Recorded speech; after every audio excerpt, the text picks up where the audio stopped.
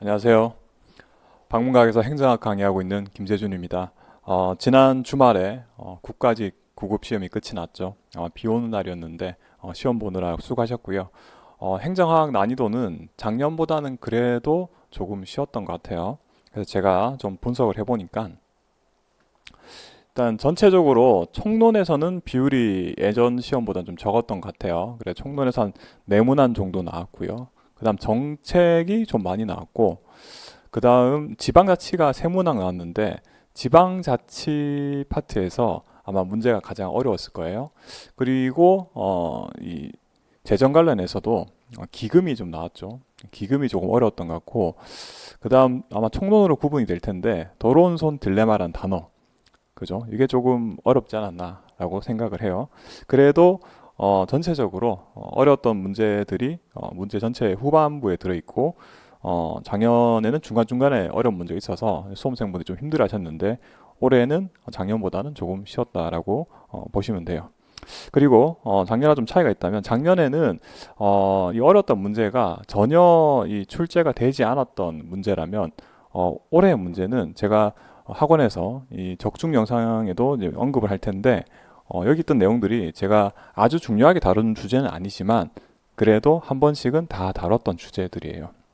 그래서 공부를 꼼꼼하게 잘한 수험생 분들은 아마 100점을 받으셨을 테고 그렇지 못했다고 하더라도 꼼꼼하게 잘하신 분들은 아마 90점 정도까지는 받으셨을 것 같아요. 자, 그러면 이제 1번부터 해서 차근차근 살펴볼게요. 첫 번째 문제는 정부 실패의 원인 중 다음 설명에 해당하는 것은 고르는 문제였죠. 정부 실패 원인이 이 선지에 보니까 쭉 나와 있죠. 전부 다 정부 실패의 원인인데 그에 대한 설명에 해당하는 것을 고르는 문제였어요. 그래서 아마 문제 바로 답을 고르셨을 텐데 내용을 보니까 이렇게 돼 있어요. 비공식적 목표가 공식적 조직 목표를 대체하는 현상이다. 관료들이 자신이 개인적 이익이나 소속기관 이익을 사회적 목표, 즉 공익이죠. 사회적 목표보다 우선시해서 업무를 처리한다. 얘는 내부성인 거죠. 내부성. 그래서 정답은 4번이고요. 나머지까지 좀 간단하게 한번 살펴볼게요. 쉬운 문제니까. 그래서 정부 실패라는 의미를 보면 시장 실패에 대응하는 개념이죠. 정부가 개입했는데 오히려 문제가 발생하는 현상이에요. 그래서 아까 보셨던 것처럼 정답지가 내부성이었죠. 혹은 사적 목표의 설정이라고도 해요. 그러니까 주인인 국민이 정부 활동을 잘 관찰을 할 수가 있으면 감독을 할 수 있으면은 이런 문제가 발생하지 않을 텐데 완벽하게 감시를 못 하잖아요. 마치 주인 대리 이론처럼 주인인 국민이 정부를 제대로 관찰하지 못하니까 결국은 내부적인 목표를 정한다는 거예요. 그래서 내부성이라고도 하고 사적 목표의 설정이라고도 하죠. 미국의 경제학자 울프라는 사람은 이런 얘기를 해요. 내부적 목표로서 최신 기술에 집착, 불필요하게 최신 기술에 집착한다든가 불필요하게 최신 기술에 집착하게 되면 더 많은 예산을 사용할 수밖에 없어요. 정보와 지식을 더 많이 가지려고 한다. 그리고 더 많은 예산을 확보하려 한다. 결국 사실은 이 조직 내부적인 어떤 영향력을 넓히려는 행위들로 볼 수가 있죠. 그래서 1번 그 정답 선지에 대한 내용이었고 X 비효율성 어떤 거죠? 정부가 공공 서비스를 제공하는 것은 독점적으로 제공하죠. 독점적으로 제공하기 때문에 발생하는 비효율성을 X 비효율성이라고 하죠. 그 다음 세 번째는 파생적 외부 효과라는 것도 있죠. 파생적 외부 효과. 시장 실패를 해결하기 위해서 정부가 개입했는데 그럼에도 불구하고 정부가 예상치 못한 이 부작용이 발생하는 거죠. 우리가 예를 들어서 부동산 가격을 안정화시키기 위해서 이 투기 과열지구를 딱 지정을 한단 말이에요. 투기 과열지구로 지정을 하면은 그 지역에서는 거래가 잘 일어나지 않아야 돼요. 대출도 잘 안 되고 그러면은 부동산 가격이 일반적으로는 안정될 거라고 예상을 하고 정부가 해당 지역을 딱 투기 과열 지역으로 딱 지정을 했는데 근데 마치 이게 이 시장에는 다른 어떤 신호로 느껴지는 거예요.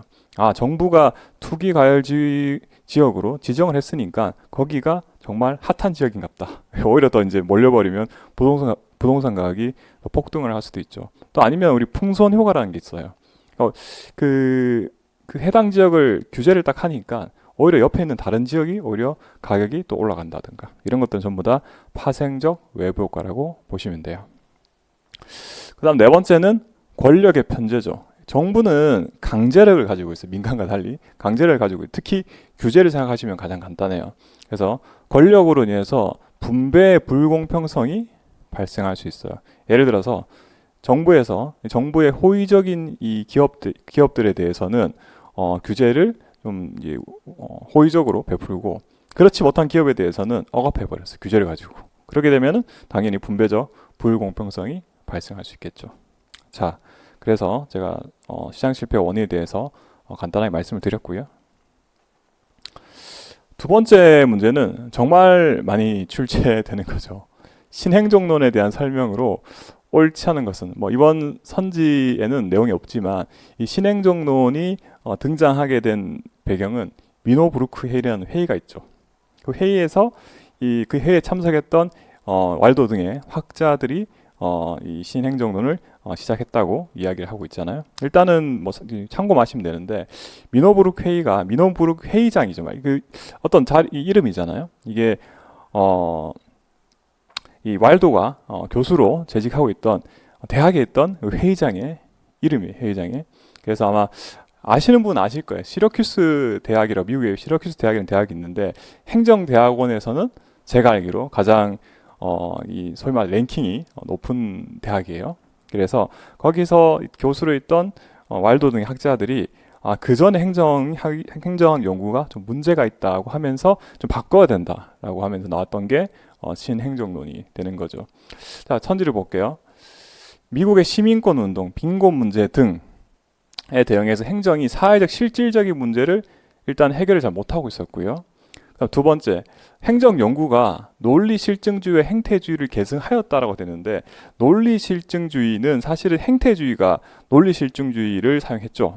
그리고 행태주의를 비판하면서 나왔어요. 한계를 비판하면서 신행정론이 등장을 했죠. 행태주의란 것은 행정 연구를 할 때 말 그대로 행태를 연구하는 사람의 행동과 태도를 연구하는 거였는데 그게 현실 문제랑은 너무 동떨어져 있었다는 거예요. 그래서 이제 현실 문제를 해결해 보자라고 하면서 등장했기 때문에 2번이 틀린 거죠. 자, 그리고 세 번째요. 행정 능률 지상주의에서 탈피해서 적실성. 그러니까 현재 사회 문제를 해결할 수 있는 해결책을 가지고 와야 되죠.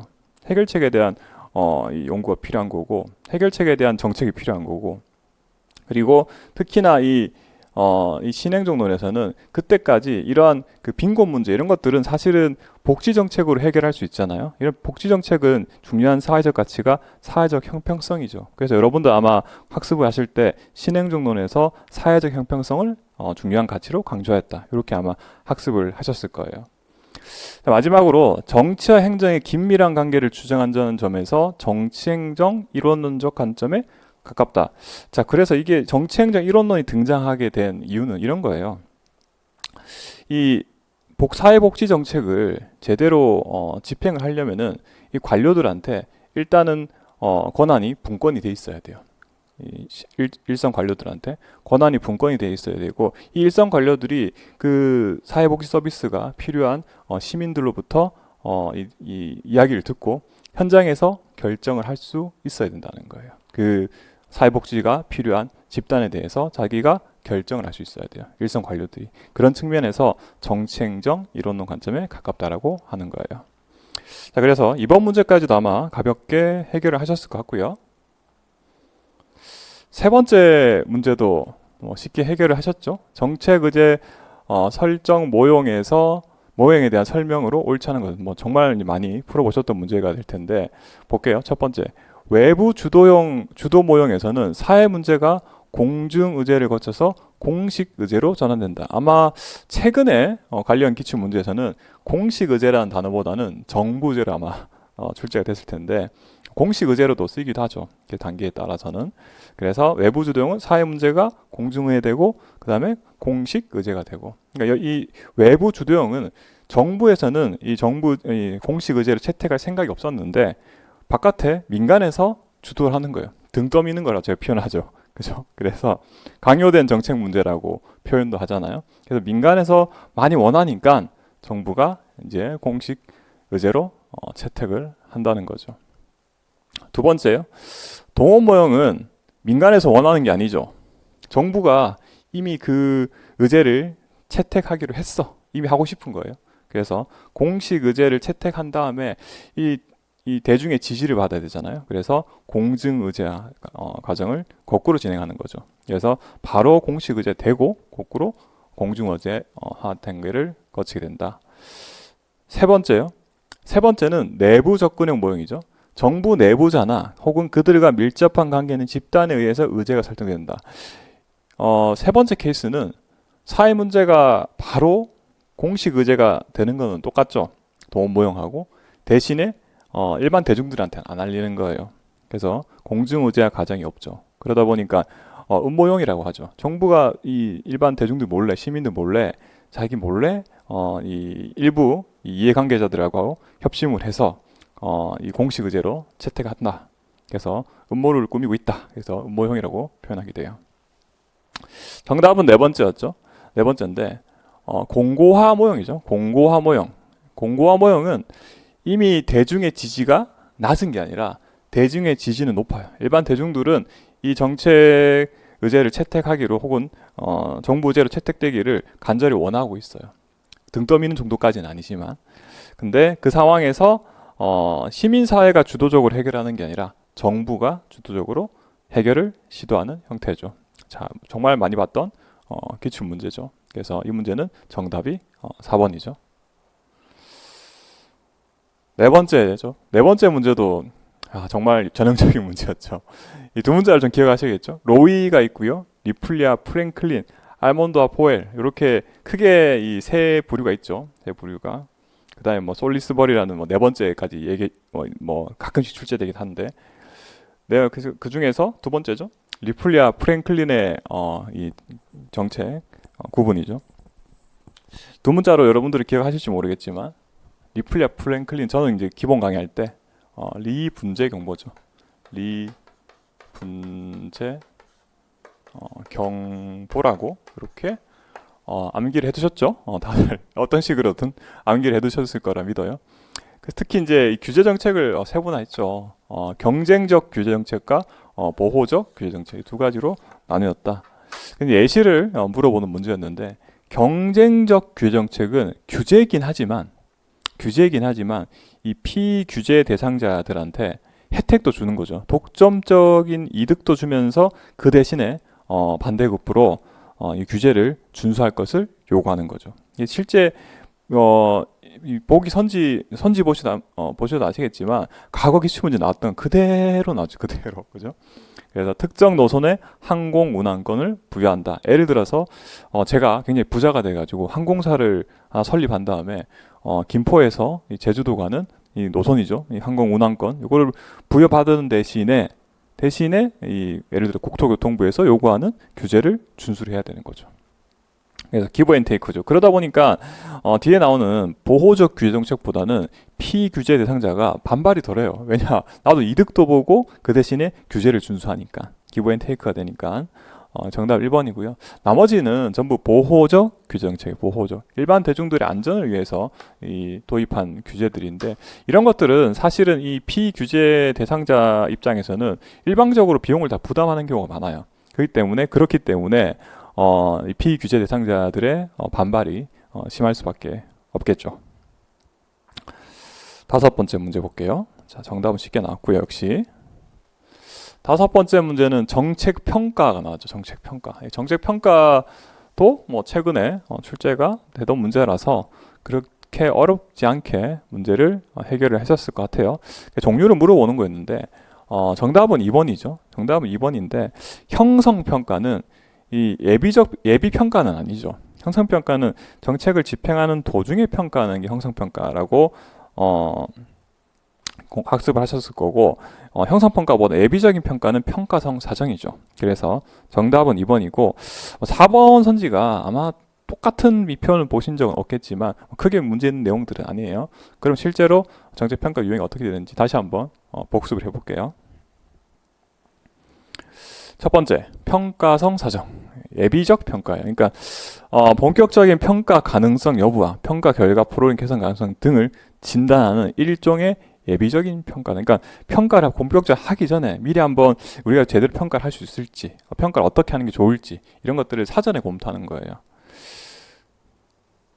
그 다음 이제 본평가 볼게요. 본평가는 다시 과정평가랑 총괄평가로 구분을 할 수가 있는데, 이 과정평가는 정책을 집행하는 과정이나 절차가 제대로 되었는지를 점검하는 거예요. 결과를 보는 게 아니라 그 과정이 적절했는지를. 예를 들어서 청년들의 취업 보조금을 지원하면 구직 활동이 증가하고, 그 구직 활동이 증가해서 취업률 증가로 이어졌는지, 실제로 그렇게 이러한 과정으로 이어졌는지를 검증을 하는 거예요. 다시 그래서 이것도, 이 과정평가도 형성평가랑 사후적 과정평가로 구분을 할 수가 있어요. 형성평가는 말 그대로 집행하는 도중에 해보는 거고, 사후적인 과정평가는 집행이 다 끝나고 난 다음에 이러한 과정을 잘 거쳤는지, 인가 과정을 잘 거쳤는지를 평가를 해보는 거예요. 그 다음 본평가 두 번째 케이스는 총괄평가죠. 정책이 종료된 다음에 애초에 정책 목표를 달성했는지요. 즉 효과를 가져왔는지 여부를 판단하는 활동이죠.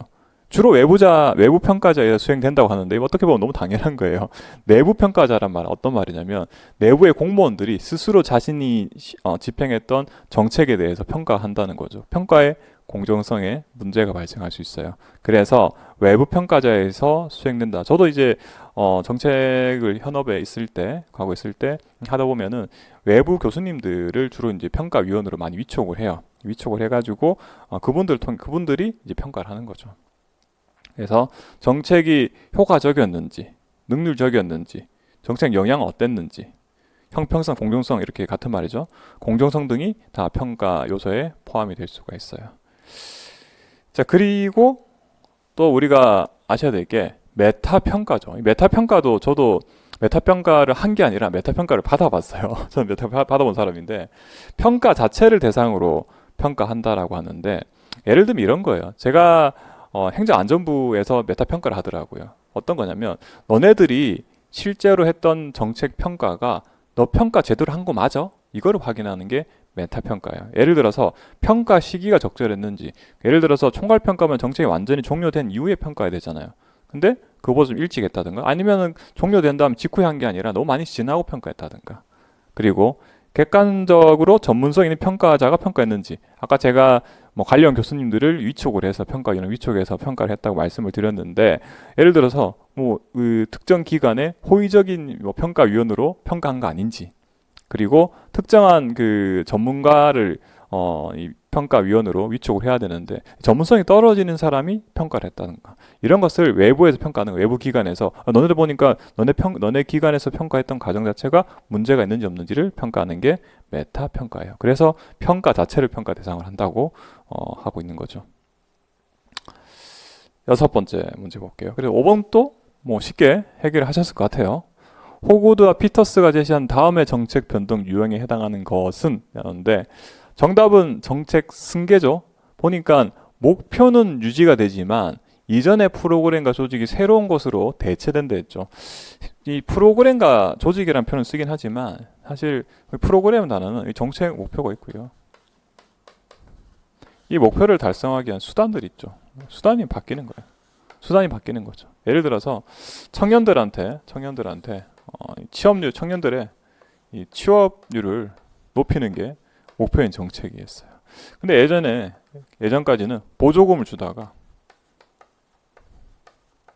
보조금 주는 대신에 직접 교육을 할 수도 있죠. 이렇게 바꿀 수도 있죠.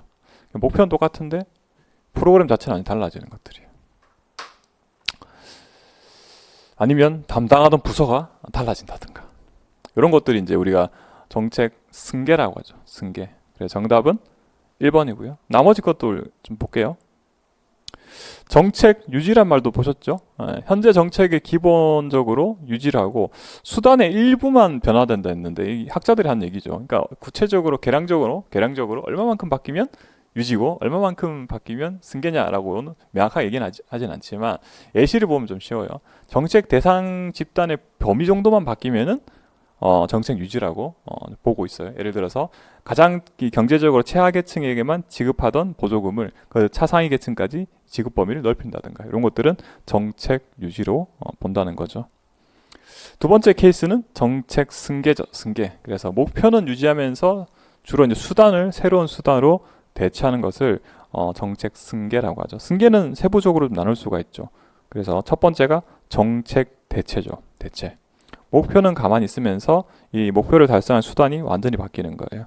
우리가 과거 기출 문제 좀 보면 경찰관이 직접 단속하던 것을 무인 카메라로 바꾼다. 물론 목표는 같겠죠. 목표는 안전하게 도로를 관리하는 게 목표예요. 그런데 이 완전하게 도로를 관리하는 것에 목표를 달성하기 위한 어떤 수단은 경찰관이 단속 직접 하던 거에서 이제 무인 카메라로 바꿨다는 거죠. 부분 종결도 있죠. 부분 종결. 일부를 유지하면서 다른 일부를 완전히 폐지하는 것을 의미하는데 제가 예시랑 가져왔어요. 우리 코로나 때 기억나시죠? 코로나 때 뭐 했냐면 마스크 착용 의무화했고요. 그 다음에 식당들 영업 제한이 많았잖아요. 몇 시 이후에 영업 안 된다 이런 것들. 근데 예를 들어서 둘 다 이렇게 전염병 확산 방지를 위해서 했다가 이제 좀 어느 정도 완화가 되니까 마스크 착용 의무만 폐지하고 영업시간 제한은 유지하고 일부만 수단 중에 일부만 종결한 거죠. 자, 그래서 부분 종결이고요. 복합적인 것은 앞서 말씀드린 유지나 대체 이런 것들이 3개 이상 복합적으로 나타난 것을 복합적인 정의 승계라고 하고요. 뭐 통합과 분할 뭐 이런 것들도 있죠. 나누거나 합치거나. 그 다음 큰 카테고리가 정책 종결이죠. 목표 달성을 위한 전방적인 수단을 소멸한다 했죠. 수단을 이제 집행 안 하면은 정책 종결인 거예요. 예를 들어서 앞서 말씀드렸던 코로나 이 확산 방지를 위해서 뭐 마스크도 쓰고 식당 영업 제한도 하다가 둘 다 안 하면 되는 거예요. 수단을. 마스크 착용도 의무도 폐지하고 영업 시간 제한도 폐지해 버리고. 그러면 사실은 수단이 없어져 버리니까 목표 달성이 안 되겠죠. 그래서 정책은 종결된다. 그다음 정책 혁신이죠. 혁신은 아예 한 적이 없던 거야. 그 해당 영역에 담당하던 예산도 없었고요. 담당하던 조직도 없는 걸 완전히 이 백지 상태인 거죠. 백지 상태에서 기존에 없던 것을 새로운 정책을 만들어 나가는 거. 뭐 가령 비유를 들자면 이런 거예요. 우리나라 대한민국 정부에서 AI 관련된 정책을 전혀 한 적이 없었어. 돈도 예산도 쓴 적 없고요. 그 다음에 조직도 없었어요. 그러다가 아예 새로운 조직도 만들고 새롭게 예산도 편성하면 정책 혁신이라는 거예요. 7번째 문제 볼게요. 기금에 대한 설명으로 옳지 않은 것은, 자, 이 문제가 이제 6번까지 참 쉽게 푸셨다가 7번에서 조금 쉽지 않으셨죠. 근데 7번 선지를 우리가 4가지 다 살펴보시면 다 어렵진 않아요. 전부 다 어렵진 않아요. 왜냐하면은 특히 1번 선지 같은 경우에는 우리가 많은 수험생분들이 많이 봤던 내용이잖아요. 그래서 국회는 정부가 예산안과 마찬가지로 기금 운영 계획안을 제출했는데 국회에서 만약에 증액을 한다 그러면은 정부의 동의가 필요하죠. 뭐 예산도 마찬가지고요. 그래서 1번 선지는 아마 소거가 가능했을 거고, 그 다음에 4번째 4번 선지를 보시면 기금관리 주체는 안정성, 유동성, 수익성, 공공성을 고려해서 투명하고 효율적으로 운영해야 된다. 너무 당연한 내용들이죠. 물론 국가재정법에 내용이 있어요. 있지만 이거는 뭐 크게 문제가 없는 내용들이잖아요. 그럼 결국 남는 게 2번 선지랑 3번 선지인데 정답은 2번 선지. 사실 제가 기본 강의 때는 이 기금의 종류가 4가지 있다고 말씀을 드린 적이 있어요. 설명을 드린 적이 있고, 이제 3번 선지가 오히려 불편할 수도 있어요. 왜냐하면 이제 관련 이 법령을 꼼꼼하게 알아야지만이 이게 내용을 알 수 있는데, 자, 그래서 이 법령 내용이니까 얘는 스킵을 하고요. 2번 선지 결국은 정답이 됐는데 기금 관련해서 이렇게 구분이 돼요. 사실 제 생각은 9급 공무원 시험에 글쎄요 나오기엔 적절했는지 모르겠지만 어쨌든 4가지가 있죠. 사회보험성 기금이 있고요, 사업성 기금이 있고, 금융성 기금, 그리고 계정성 기금이 4가지로 있어요. 4가지. 그러니까 아마 앞으로도 9급 시험도 이렇게 좀 심도 있는 주제가 작년부터 좀 많이 나오고 있죠. 좀 꼼꼼하게 공부를 하셔야겠죠. 이 변별력을 가지려면. 사회보험성 기금은 일종의 사회보험이에요. 그러니까 그 국민연금이든 공무원연금이든 연금은 전부 사회보험성 기금이에요. 연금 기금을 만들어 놓은 것은 나중에 우리 사회 지금도 마찬가지죠. 노인 인구가 늘어나니까 일종의 경제적인 이 빈곤이 생기면 안 되니까 보험을 들어주는 거예요. 그래서 국민연금기금, 공무원연금기금, 그리고 기타 연금이라 들어갔다. 전부 다 사회보험성 기금이라 보시면 되는 거예요. 두 번째, 사업성 기금은 특정한 목적의 사업을 하려고 예, 만들어 놓은 기금이에요. 주택도시기금, 주택 지으려고 만들어 놓은 기금이에요. 간단하게 말씀드리면. 과학기술진흥도 마찬가지고 과학기술 쪽을 진흥하려고 활성화시키려고 만들어 놓은 기금이고요. 세 번째, 금융성 기금이라는 게 있는데 아까 이제 뒤에 기술보증기금이나 무역보험기금이 금융성 기금인데 뭐 아마 이 사회보험성 기금이라고 알고 계셨으면 이미 답은 고르셨을 거고, 신용보증기금을 생각하시면 가장 쉬워요. 정부에서 이 신용보증기금을 왜 만들어놨냐면 일종의 빚보증서 주는 거예요. 빚보증. 그러니까 기업에서 이 상황이 이거예요.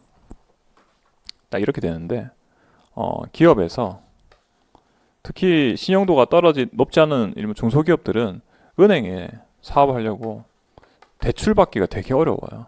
예. 대출을 받기 굉장히 어렵죠. 대출 받고 싶어. 대출을 신청했는데 은행에서 무슨 얘기하냐면, 야, 너 안 갚으면 어떻게? 우리가 널 못 믿고 뭘 믿고 널 빌려줘. 그러면 이제 기업이 돈을 못 빌리잖아요. 힘들어요. 그럼 정부가 이렇게 하는 거죠. 내가 보증서 줄게. 내가 보증서 줄게. 이렇게 되는 거죠. 그러면은 은행에서 혹시나 이 기업이 상환을 못하면은 정부가 대신 갚아주는 거예요. 물론 기업이 상환을 계획대로 잘했으면은 대신 갚을 필요는 없겠죠. 근데 만약에 기업이 안 갚았어, 이제 사업이 힘들어서 기업이 망했어요. 그러면은 정부는 이제 갚아야 되죠. 뭘로 갚아야 되죠? 신용보증기금으로 돈을 미리 모아둔 거예요. 미리 모아두고 사고가 발생하면 정부가 대신 갚아주는 거예요. 네 번째는 계정성 기금인데 외국 환평형 기금이라는 게 있어요. 아마 들어보신 분 계실 건데, 특정한 자금을 관리하기 위한 기금인데 외국 환평형 기금은 지금 최근에 제가 강의 촬영하는 오늘 기준으로도 환율이 엄청나게 많이 올라갔어요. 그럼 달러화를 풀고 원화를 사들여야겠죠. 그죠? 그럼 달러가 늘어난 시장에 많이 풀릴 테니까 환율이 좀 내려가겠죠. 반대로 이제 환율이 너무 내려가도 안 되잖아요. 그럼 환율을 다시 올리기 위해서는 달러를 매입을 해야 되죠. 자, 그게 그런 활동에 사용하는 게 외국 환평형 기금이에요. 자, 그래서 네 가지로 구분된다. 정답이 나오죠. 정답 2번이죠. 그래서 이 문제가 좀 어려웠을 것 같아요. 근데 또 앞서 말씀드렸지만 선지 둘 중에 하나 고르셔야 돼요. 전혀 모르시면 이거 곤란하죠. 8번 문제 볼게요.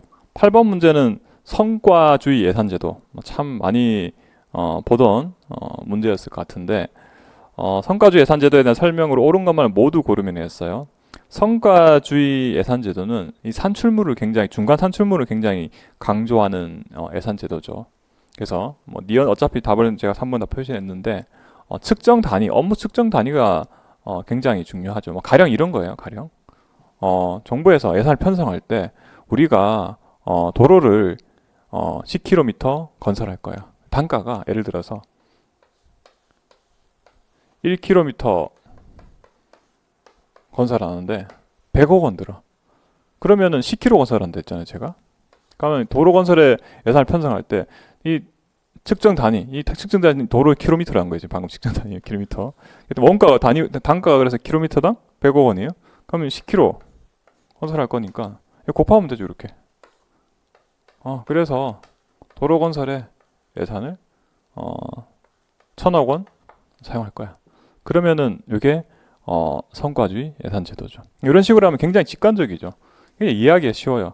마찬가지로 도서관을 한 10개 지을 건데 도서관 하나 짓는 단가가 100억이야. 10개 지을 거니까 1,000억이야.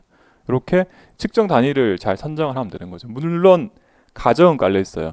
측정 단위가 잘 계산이 될 수가 있어야겠죠. 그리고 양적인 거는 이렇게 계량적으로 계량화한다는 말 자체가 수치로 나타난단 말이에요. 이 계량적으로 잘 나올 수 있는 성격의 업무가 아닌 것도 많죠. 질적인 게 많이 고려될 경우에는 사실 적용되기가 좀 어렵다는 거예요. 그래서 어쨌든 리언은 맞는 내용이에요. 기억 볼게요. 행정의 재량 범위를 축소, 재량을 줄인다. 통제를 강조하는 것은 품목별이죠. 가장 먼저 도입된 거죠. 품목별 예산제도예요. 두 문자로 여러분들 기억나실지 모르겠지만 예산제도의 순서는 품성개형이죠. 품성개형이죠. 보통 여기가 1900년대 초반이고요. 품목별 예산제도가 성과주 예산제도가 1950년대라고 기억하고 계실 테고 계획예산제도가 60년대, 연기준 예산제도가 70년대 이렇게 일단은 기억을 하고 계시죠. 그래서 여기죠, 여기지. 예. 기억은 탈락이고요. 디귿이 아마 얘는 자 테네시 개발청 사업의 예산제도가 있다 사례로서 사실 이건 좀 여러분들이 소거하시기가 쉽지 않으셨을 것 같아요. 근데 사실 이 성과주 예산제도가 우리가 1950년도에 본격적으로 도입됐다고 기억하시지만 테네시 계곡 개발청 사업은 이 뉴딜 정책 사업 중 하나예요. 그럼 시기적으로 더 앞서잖아요. 1950년대보다. 그러니까 실제로는 성과주 예산제도도 본격적으로 국내 학자들이 얘기하는 것은 50년대에 본격적으로 도입됐다 하지만 이전부터 논의가 되고 있었어요. 그래서 뉴딜 정책 사업이었다라고. 그래서 성과주 예산제도 사례로 하나 추가로 좀 기억을 하시면 좋을 것 같아요. 근데 보편적으로 많이 언급되는 사례는 아니에요. 이 제도는 1970년대 미국 연방정부 예산에 도입됐다. 50년대죠, 50년대. 자, 그래서 정답은 3번. 8번 그 문제도 디귿 선지가 좀 불편했을 뿐이지 사실 정답을 고르시는 데는 문제가 없었을 것 같아요. 9번 문제 볼게요. 지방자치 이론에 대한 설명으로 옳지 않은 것은. 자, 이 문제 아마 첫 번째 선지를 보시고 많이 당황하셨을 것 같아요. 왜냐? 피터슨은 누구지? 그죠? 피터슨의 도시 한계론은 누굴까? 보시면서 당황하셨겠지만 사실 이 피터슨 학자가 도시 한계론의 내용은 지방자치론 최근에 기출 문제에 나왔던 내용이긴 해요. 그래서 제가 기본 강의 때 말씀을 드렸던 게 최근에 7급이든 9급이든 지방자치론에서 좀 어렵게 나오고 있으니까 지방자치론 강의를 한번 들어보시는 게 나쁘지 않다라고 여러 번 말씀드린 적이 있는데 딱 그 내용이 나왔죠.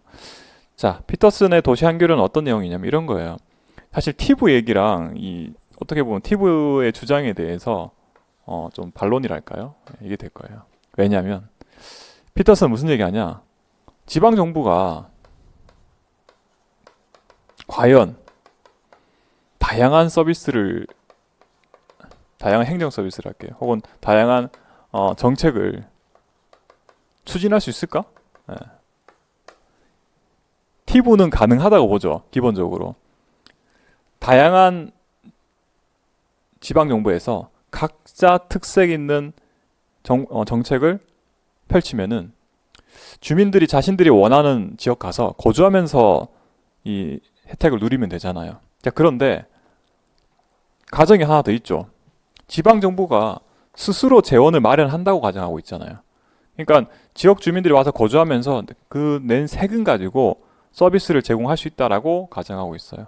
자, 그러면 과연 이제 다양한 정책 중에 복지 정책에 특화된 지방 정부가 존재가 가능할까? 피터슨은 이게 없다고, 이게 사실상 불가능하다고 얘기해요.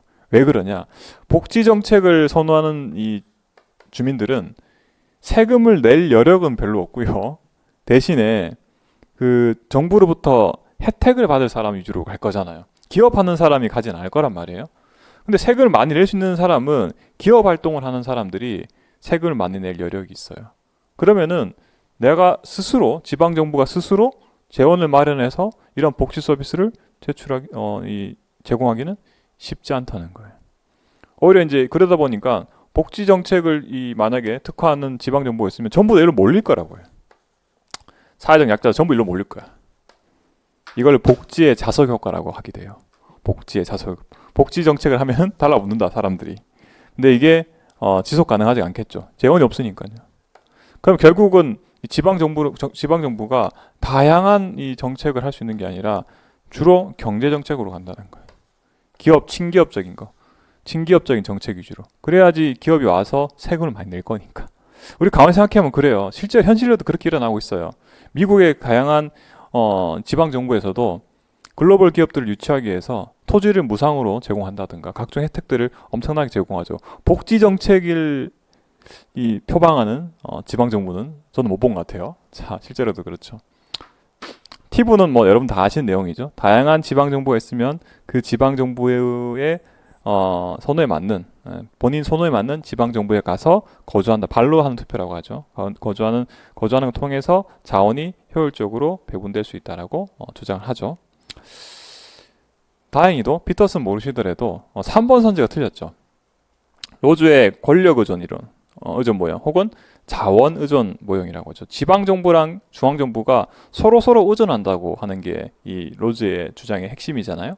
결국은 중앙 정부가 가지고 있는 장점, 가지고 있는 자원이 있고 우위에 있는 자원이 있고 지방 정부가 가지고 있는 이 자원 중에 우위에 있는 게 있다. 중앙 정부에 비해서. 그래서 서로 필요한 게 있으니까 우위에 있는 게 있으니까 서로 의존한다는 거예요. 나의 부족함이 상대방이 메워줄 수 있으니까. 그러니까 의존한다는 거죠. 정답은 3번이죠. 상호 의존적 관계를 부정하였다 라고 했으니까 틀린 선지고요. 엘코크의 정부 간 관계 모형 중 대리인 모형은 중앙정부가 지방정부를 권력적으로 통제한다고 본다. 그러니까 여러 학자들이 이 정부 간의 관계 모형을 제시하고 있지만 기본적인 포맷은 두 개예요. 두 가지. 아주 간단한 거는 대등한 거. 대등한 거 아니면 여기 말씀한 것, 여기 나온 것처럼 대리인 모형처럼 상호관계야. 중앙이 있고 아래 지방이 있고 통제하는. 그거 외에 추가를 하나씩 더 추가를 하죠. 라이트 모형이라든가 로즈도 마찬가지. 로즈도 이 두 가지는 얘기해요. 하면서 이거보다 이 권력 의존 모형 혹은 상호 의존 모형을 세 번째 모형으로 얘기를 하고 있어요. 정답은 3번. 정답 고르는 데는 문제가 없었죠. 10번째 문제 볼게요. 자, 10번째 문제도 간단한 문제였죠. 주민 참여 제도에 대한 설명으로 옳은 것만을 모두 고르면. 첫 번째, 주민 감사 청구는 사무 처리가 있던 날이나 끝난 날부터 3년이 지나면 제기할 수 없죠. 근데 원래 2년이었어요, 이게. 2년이었는데 바뀐 지가 오래 안 됐죠. 얼마 안 됐어요. 그래서 어떤 거였냐면 이거죠. 주민이 이 지방자치단체가 하는 사무에 대해서 좀 문제가 있는 것 같은데? 그러면 상위기관에 하죠. 그래서 만약에 시군구가 하는 사무에 문제가 있는 것 같다. 그러려면 그 상위기관이 시도지사한테 감사 청구하는 거고, 시도에서 하는 사무가 문제 있다. 그럼 도의회 가야죠.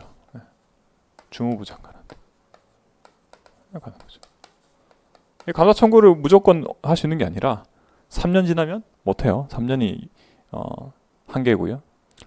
두 번째, 기억은 맞죠? 기억 맞으니까 기억 리은 아니면 기억 리을이 되겠죠.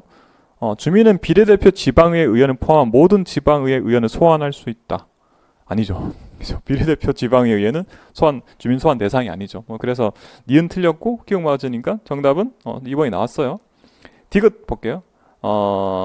주민 투표에 붙일 수 있는 사항이 나왔는데 돈 관련된 거랬죠. 제가 좀 로프하게 예산의 의결, 집행 관련된 것들은 주민 투표 대상이 아니죠.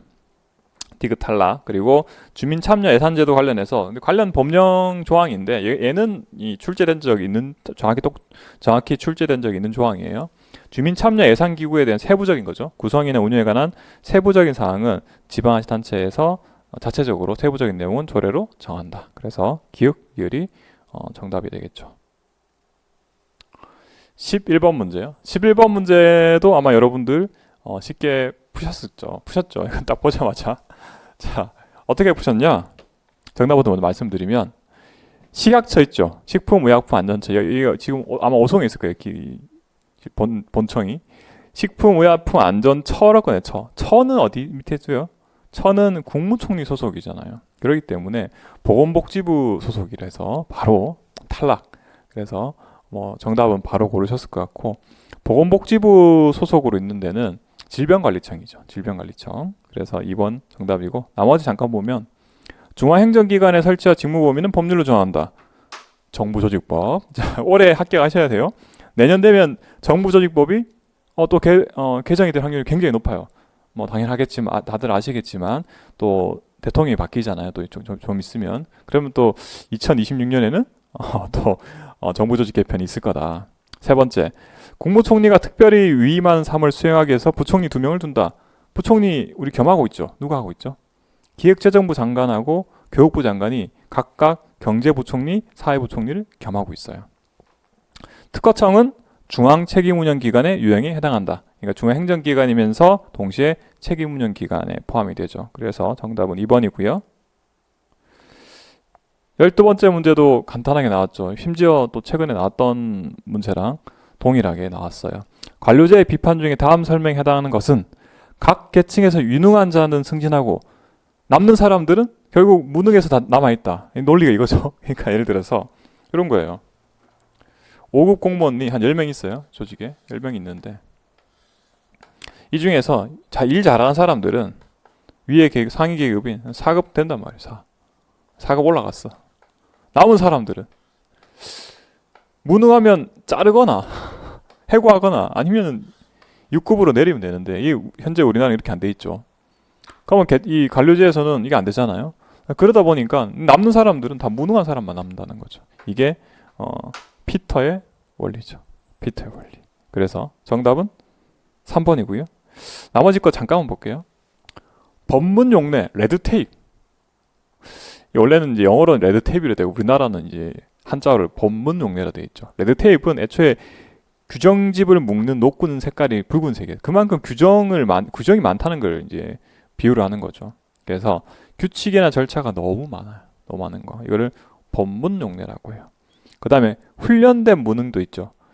관료제 하에서는 같은 일은 무한 반복하는 게 잘해. 전문성이 있죠. 그 해당 일에 대해서는. 근데 다른 일을 다른 일이 주어졌을 때는 제대로 못하는 거죠. 무능하다는 거죠. 그래서 한 가지 일에 대해서는 잘하지만 다른 일은 잘 못한다. 그래서 이걸 훈련된 무능이라 하죠. 파킨슨의 법칙은 뭐 다 아시죠? 상승하는 피라미드의 법칙이라도 불리기도 하는데 공무원 수가 그냥 늘어나더라. 시간 지나니까 일이 늘어나야지 공무원 수가 늘어나야 되는데 그게 아니라 그냥 시간이 지나니까 공무원 수가 늘어나더라. 파킨슨의 법칙이죠. 13번째 문제예요. 블라우와 스콧의 조직 유형에 대한 설명으로 옳지 않은 것은? 자, 이 문제가 아주 과거에 출제가 됐어요. 그래서 이 문제가 공부를 꼼꼼히 하신 분은 정답을 맞히셨을 것 같고 저도 최근에 동영 모의고사에 똑같은 문제를 사실 출제를 했어요. 나올 때가 됐다 싶어서 정말 나왔죠. 그리고 이 문제는 아시는 분이면 아마 정답을 쉽게 고르셨을 거예요. 표를 먼저 보여드리면 요거죠. 블라와 스콧은 누가 수혜자인지를 중심으로 해서 조직 유형을 분류를 했어요. 수혜자가 누군지에 따라서. 그래서 수혜자가 구성원인 조직을 호혜 조직이래. 호혜 조직. 그러니까 구성원이 혜택 보는 사람들이야. 그러니까 노조원들 예를 들어서 노조원들은 노조 구성원들의 이득을 위해 만드는 조직이죠. 이거 호혜 조직이래. 그러니까 정답이 아마 그래서 1번일 텐데. 그죠? 고객이 아니라 구성원이 수익자죠. 수혜자죠. 그래서 바로 1번 나왔고 아마 요거 공부하신 분들은 쉽게 정답을 고르셨을 것 같아요. 나머지 정답 볼게요. 구성원이 소유주가 혜택 본다. 기업체, 은행 이렇게 했는데 예를 들어서 기업체는 뭐 주주가 소유주가 되겠죠. 이런 조직은 사업 조직이라고요. 서비스 조직이 이제 아까 1번 선지 나왔던 고객이 수혜자, 수혜를 보는 거죠. 병원, 학교 이런 게 예시 나왔고요. 마지막으로 공익 조직은 일반 국민들이 다 수혜를 보는 거죠. 당연한 거예요. 그래서 행정기관이 예시로 있다는 거죠. 그래서 정답은 1번. 아마 이 문제는 변별력이 좀 있었을 것 같아요. 자, 요거는 좀 꼼꼼하게 공부하신 분들은 해결했을 것 같다. 14번째 문제는 또 쉬운 문제 나왔죠. 이게 공무원의 인사이동 방식을 국가공무원법에는 조항을 그대로 넣어서 출제를 많이 하죠. 이제 최근에도 아마 강의무로 아마 정답 선지 나왔을 텐데 이번에는 전직이 정답 선지로 나왔죠. 전직은 직렬을 바꾸는 거예요. 직렬을. 그러니까 예를 들어서 내가 행정 직렬인데 행정 직렬이 난 너 일을 도저히 못 하겠는 거야. 행정 직렬 업무를 너무 못 하겠는 거야. 그래서 나는 이제 방송통신이 좀 마음에 들어. 방송통신 직렬로 직렬을 내가 수행한 업무의 성격을 바꾸는 거예요. 근데 아마 여러분들 시험 과목도 다르다는 거 아실 텐데 그 말은 뭐냐면 직렬을 바꾸려면은 원칙적으로는 전직 시험을 보게 돼 있어요. 전직 시험을. 여러분들 혹시 뭐 온라인 게임 같은 거 좋아하시는 분 아시겠지만 전직은 뭐예요? 직업 바꾸는 거잖아요. 직업 바꾸는 거. 똑같은 거예요. 공무원 내에서 직업 바꾼다는 것은 내가 주로 하는 일의 성격이 달라진다는 거예요. 뒤에 설명은 뭐죠? 보직 변경이나 고위공무원단 직위 간의 보직 변경. 보직을 바꾼다. 내가 하는 일만 바꾸는 거예요. 나 직렬이 바뀌는 게 아니라 얘는 전보라고 하죠. 전보. 자, 그래서 정답은 4번이고요. 나머지 뭐 겸임, 강임 뭐 다 아시는 내용이니까 스킵할게요. 15번째 문제죠. 15번째 문제도 뭐 정답은 아주 쉽게 나오는 거죠. 사실 이 직능급이니 연공급이니 이런 말들은 그 단어의 의미가 이미 다 적혀 있어요. 직능이니까 능력에 따라서 보수를 주는 게 직능급이고요. 연공은 내가 근무를 오래 했으면 오래 할수록 보수를 많이 주는 거죠. 연공급. 근데 이게 뒤에 조금 불편한 게 있죠. 속인적 기본급이다. 사람에 속하는 거죠. 개인의 그 사람이 조직 구성원인 그 사람이 얼마나 조직에서 일을 했는지가 중요한 거지. 일이 중요한 게 아니라 그 사람이 얼마나 일을 했는지가 중요한 거기 때문에 속인적이라는 단어가 나온 거고요. 세 번째, 실적은 말 그대로 실적에 따라서 보수가 정해지는 거고요. 정답은 혹시나 내가 연공급 속인적 이게 좀 불편하셨더라도 계급제 때문에 아마 정답을 명확하게 고르셨을 것 같아요. 계급제에서의 보수는 직무급이 특징이다. 계급제는 말 그대로 계급에 따라서 보수를 차등 지급하는 거예요. 직무급은 어떤 거죠? 내가 맡을 업무, 직무에 따라서 일에 따라서 보수가 달라지는 거죠. 그래서 계급제를 항상 이 상반되는 개념을 여러분들이 기억을 하셔야겠죠. 직위 분류제라는 게 있잖아요. 직위 분류제가 직무급적 특성을 가지고 있어요. 자, 그래서 정답은 4번이죠. 15번도 쉽게 해결하실 것 같고요. 16번 문제요. 근무 성적 평정시 나타낼 수 있는 오류에 대한 설명으로 옳지 않은 것은? 첫 번째 선지 볼게요. 후광 효과는 어떤 요소에 대한 평정이 다른 요소에 대해서 연쇄효과라고 타죠. 여러분 아마 제가 기본서에 연쇄효과라고 적어놨을 건데 후광 효과, 할로라는 단어 때문에 후광이라고 이제 직역을 하기도 하는데 가령 이런 거예요. 이제 평정자가 평가를 이제 평정을 해야 되는데 A 직원을 평가를 해야 되는데 보니까 뭐 성실성 평정 요소로서 성실성이 이렇게 5가지가 있는데 매우 우수, 그냥 우수, 보통, 미흡, 매우 미흡 이렇게 되죠. 그 다음 성실성 말고 다른 평정 요소 독립적으로 성과라고 할까요? 업무 성과, 주요 업무 성과. 그렇죠. 얘도 마찬가지로 매우 우수부터 매우 미흡까지 있어요. 그러면 이제 평정자가 평가를 해야 되죠. A 직원을 대상으로. 매우 성실성을 매우 우수로 줬어요. 근데 이 평정자가 어떤 이 사고를 가지고 있냐면 성실한 사람한테 무조건 평가를 잘하고 싶은 사람이야. 그래서 성실성이 좋으니까 그냥 성과도 좋게 줘버리는 거야. A 직원이 실제로 성과 좋고 나쁘고 중요한 게 아니라 성실성이 좋으니까 A 성과 좋게 주는 거죠. 이걸 연쇄효과 혹은 후광효과라고 하죠. 얘 때문에 얘까지 좋아지는 거죠. 혹은 반대가 될 수도 있죠. 얘가 나쁘면 얘도 나쁠 수가 있죠. 두 번째, 근접효과라는 것도 있죠. 근접효과는 어떤 거냐? 두 가지 이 시간적 오류라고 하죠. 시간적 오류 중에는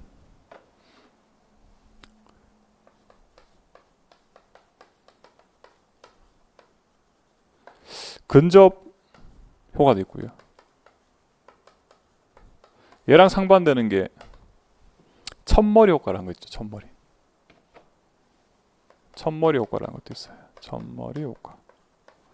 두 개 다르죠. 그래서 2번이 정답이죠. 어떤 거냐?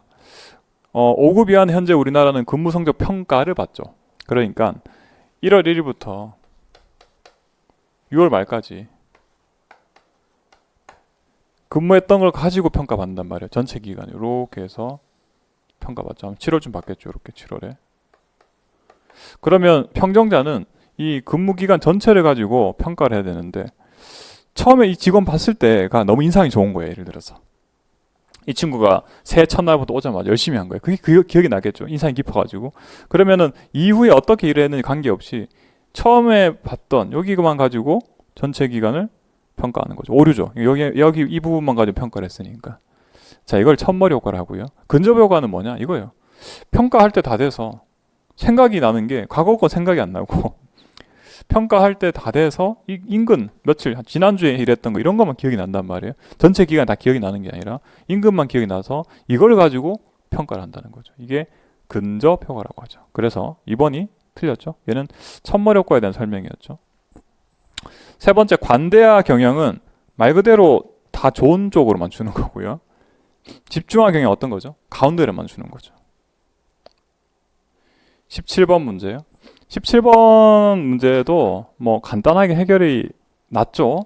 다만 제가 조금 우려스러웠던 거는 제가 지방 직영기업을 예시를 들면서 상하수도 관련해서 상수도 사업본부를 예시로 들었는데 주택사업이나 토지개발 사업도 사실은 가능해요. 종합건설본부 뭐 이런 데도 있거든요. 직영기업으로. 근데 이제 그걸 끝까지 안 해보시고 다른 거 되나 하면서 모르시면 틀릴 수가 있어요. 아마 그런 분 많지는 않을 것 같은데 어쨌든 볼게요. 첫 번째, 지방공기업법에 근거해서 지방공기업 경영평가하고 있죠. 누가 하죠? 행정안전부 장관. 그래서 지방공기업법은 행정안전부 장관이 관련이 주무부처가 되는 거고, 그 다음 3번, 4번 선지 나오는 공공기관의 운영에 관한 법률은 기획재정부 장관. 자, 그래서 정답은 3번이에요. 그래서 공공기관의 운영위원회 설치가 됐는지 이런 것까지 잘 기억이 안 나시더라도 공공기관의 운영에 관한 법률이 주무부처가 기획재정부란 거 아시면은 기억하고 계시면은 정답은 3번으로 쉽게 나오죠. 그래서 이 문제도 이렇게 접근하시면 간단하게 해결을 할 수가 있죠. 4번 선지에 준정부 기관에는 기금관리형 위탁집행은 당연히 그랬죠. 그래서 세부적으로 나누면은 자, 그리고 이제 18번 문제예요. 이 문제가 또 어렵죠. 자, 이게 이 문제가 사실은 제가 작년에 7급 이제 지방직, 국가직인가 지방직인가 그 시험 직전에 정확히 그 내용 가지고 특강을 했어요. 왜냐면은 그 새행정학 3.0이라는 그 수험선 아니고 대학 교재가 있는데 거기 추가로 된 내용 중 하나가 이 더러운 손의 딜레마예요. 그러니까 내용이 어려운 게 아니라 이 내용이 이건지 그 사실에 대해서 알고 있는지 모르는 걸로 이제 결판이 났을 것 같은데 그때 제가 언급을 드려서 기억나신 분들은 쉽게 푸셨을 것 같고 모르시는 분은 그죠.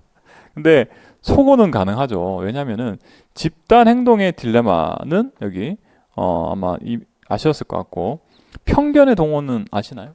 편견의 동원은 최근에 국회직 8급 문제에서 출제가 됐었어요. 편견의 동원이 아마 정답이었을 거예요. 그래서 제가 이번 시험 직전에 동형 모의고사 때도 편견의 동원까지 설명을 드렸어. 남는 게 이제 두 개죠. 이렇게 선택의 역설과 이게 좀 헷갈릴 것 같아. 말이 그래서 하잖아요. 오히려.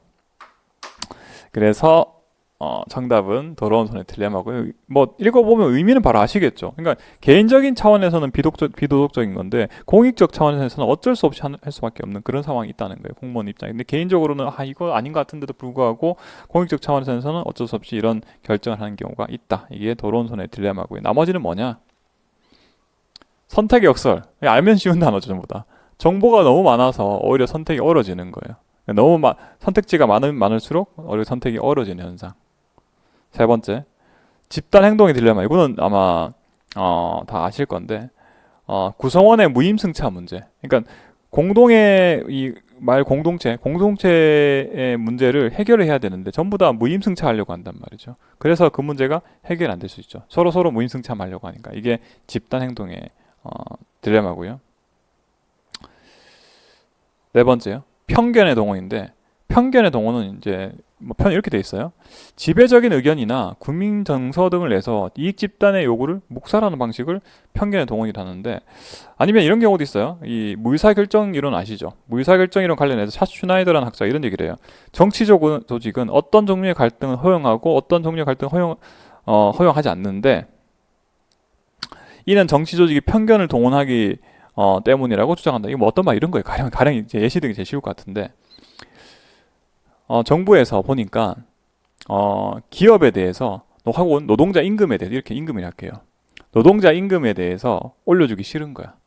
이 지배적인 세력이 노동자들의 임금이나 아니면은 근로 환경에 대해서 이 개선해주고 싶은 생각이 없는 거야. 그럼 어떻게 하냐면 이렇게 얘기하는 거죠. 정부를 혹은 아니, 기업을 규제를 하면 나라가 망한다. 이렇게 하는 거죠. 임금을 올리면은 기업이 경쟁력이 떨어져서 이 국가 전체가 어려워진다. 과거에 우리나라 경제 개발 정책을 추진할 때도 사실 이런 걸 썼어요. 그러니까 일단은 나라가 잘 살아야지 국민이 잘 산다. 일단 임금이 낮고 근로 환경이 좀 열악하더라도 그게 나라가 먼저 잘 살아, 기업이 먼저 잘 살고 잘 돼야지 국민들이 이 국민들의 부가 올라갈 것이다. 라고 이제 프레임을 씌우는 거죠, 일종의. 그래서 이거의 편견의 동원이라는 거죠. 이게 근데 나이 많으신 분들 중에는 실제로 그렇게 생각하시는 분들 꽤 많아요. 그러니까 다소 노동자들이 힘들고 열악한 이 환경에 있더라도 일단은 기업이 잘 살아야지 이 나라가 산다라고 생각하고 있는 거죠. 이게 편견이죠, 일종의. 이걸 동원한다는 거예요. 자신들한테 유리하게 정책을 이끌어가기 위해서. 자, 그래서 정답은 1번이었고요. 19번 문제요. 지방재정법상 이 문제 어려웠죠. 지방재정진단제도에 대한 제도의 내용에 해당하는 것은 했죠. 이 문제는 지방자치론을 공부하셨던 분은 쉽게 풀만한 문제였고요. 제가 기본 강의 때는 지방자치 파트를 지방자치론 범위까지 다 강의를 하고 있거든요.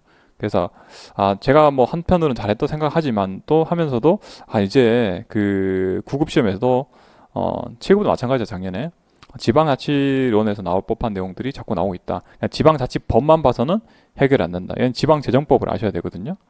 첫 번째 선지가 정답이에요. 재정위험 수준 점검 결과 위험 수준이 대통령령으로 정하는 기준을 초과하면은 초과하는 지방자치단체에 대해서 실시할 수 있다. 일단은 지방재정법이니까 누가 대장이죠? 행정안전부 장관이죠. 행정안전부가 주무부처이기 때문에 행정안전부 장관이 재정 진단 실시를 해요. 구조를 보면 어떻게 되냐면 일단은 각 지방자치단체가 재정 보고서를 제출해야 되고요. 그럼 제출한 보고서를 행정안전부 장관이 분석을 해요. 분석했는데 좀 심각한 것 같은 거야. 여기 위에 나온 것처럼 재정 위험 수준이 대통령 영원 정한 기준을 초과하더라. 그러면은 진단까지 실시하는 거예요. 정답 1번이었고요. 두 번째, 대규모 재정경 부담을 수반하는 사업 유치를 신청할 때 미리 지방자치단체의 재정에 미칠 영향을 평가. 이거 지방재정 영향평가라는 게 있어요. 지방재정법에. 예를 들어서 지방자치단체가 국제행사를 유치해야 되는 거야. 국제행사를 막 유치하고 싶은데 하면 당연히 돈이 들겠죠. 근데 재정 부담에 대해서는 크게 고민을 안 하고 일단 신청하고 국제행사 유치할 수 있으면 좋다고 생각 많이 한단 말이에요. 그러니까 미리 검토를 하라는 거죠. 세 번째요. 얘는 좀 너무 관계없는 선지인데 중기 지방 재정 계획. 우리 이제 국가재정법도 국가에서도 중기 지방 재정 계획, 중기 재정 계획을 수립해야 되잖아요. 그것처럼 이 지방자치단체에서도 중기 지방 재정 계획을 수립해야 돼요. 그래서 이 중장기적인 재정 사항을 미리 고려해서 예산 편성 때 예산 편성을 할 때 기준이 되는 거죠. 네 번째, 소속 공무원 인건비 30 이상? 이거 뭐죠? 긴급재정 관리단체 지정 기준 중 하나예요. 이자를 지급 못한다거나 이럴 때는 긴급재정관리단체로 지정이 돼요. 근데 다 지방자치론에서는 상세하게 여러 번 출제가 됐던 문제들이긴 해요. 그래서 앞으로 공무원 9급이라도 행정학에서 고득 좀 받으시려면 지방자치론 파트는 좀 꼼꼼하게 공부할 만한 가치가 있다. 작년부터 해서 올해까지요. 마지막 문제는 참 또 간단해져. 19번 문제 어려웠다가 20번 문제는 아마 다 맞추셨을 것 같은데 시간이 부족하신 분이 아니었다면 공직 부패 유형과 사례 바르게 연결한 것은 있는데 이미 그 예시 내용 자체가 과거 기출 문제랑 완전하게 동일하죠. 이게 뭐냐면 그 출제하는 그 책이 똑같다는 얘기예요. 기출 문제 다 똑같다는 얘기는. 그래서 제도화된 부패가 급행료. 이건 제가 예전에 기출문제에서도 여러 번 보셨던 것들이죠. 그래서 정답 1번이고요. 회색 부패인데 뒤에 보니까 백색 부패 예시 적어놨죠. 세 번째, 거래형 부패는 주고받는 거죠. 일방적인 것은 비거래형 부패죠. 그러니까 회계 담당 공무원이 횡령한 것은 특별한 이해관계자들한테 혹은 특별한 사람들한테 혜택을 주고 뇌물 받고 그럼 주고받는 거니까 거래형인데 일방적으로 횡령했죠. 그렇기 때문에 비거래형 부패고요. 4번 선지는 뭐 간단하죠. 공무원 개인이 했잖아요, 이미. 그래서 부패를 개인적 차원과 조직 차원으로 구분할 수도 있죠. 얘는 조직 차원의 부패가 아니라 개인적 차원의 부패가 되죠. 그래서 이렇게 해서 제가 20번까지 마쳤고요. 앞으로 여러분 공부하실 때도 뭐 방법은 달라지지 않아요. 기본적으로 기출 문제 내용을 꼼꼼하게 다 학습하시는 게 최우선이고요. 그 다음이 최근에 트렌드가 좀 있죠. 지방자치론이 점점 좀 어려워지고 있다를 좀 감안하셔서 학습하셨으면 좋겠습니다. 네, 감사합니다.